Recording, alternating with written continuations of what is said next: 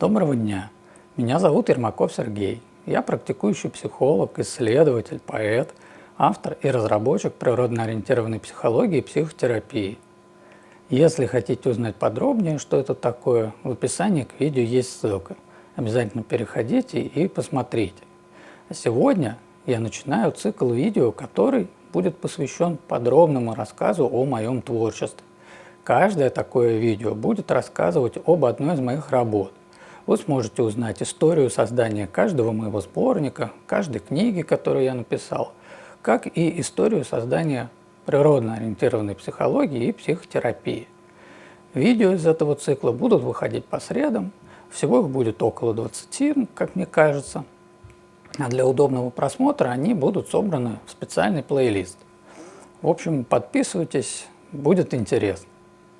А начать цикл видео, посвященных рассказу о своем творчестве, я хочу с прояснения двух важных для меня моментов.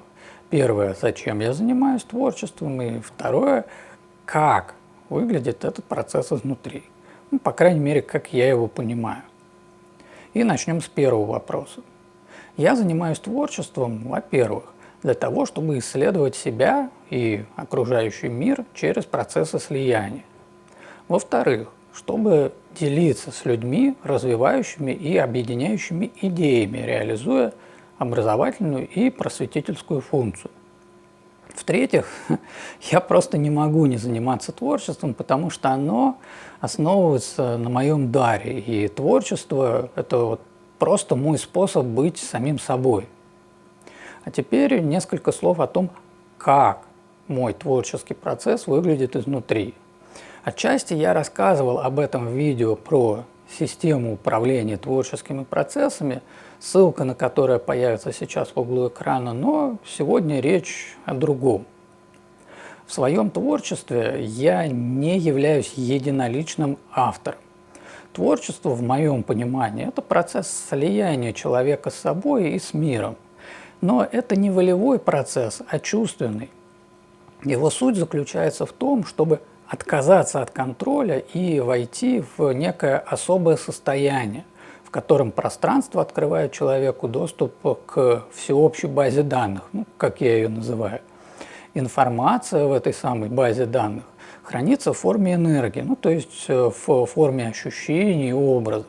И человек, находясь в особом состоянии, может эту информацию находить и переводить на язык привычных нам слов и смыслов. И именно поэтому я воспринимаю себя не как единоличного автора, но как проводника и переводчика информации в первую очередь. Я умею это делать спонтанно, без напряжения, безопасно и эффективно. Более того, как я уже упоминал, я просто не могу не делать этого, потому что позывы к творчеству, состояние необходимости активных действий, состояние наполненности просто невозможно игнорировать. Здоровый творческий процесс всегда идет по принципу изнутри наружу. Как мы и говорили в видео о созидании, обязательно посмотрите его.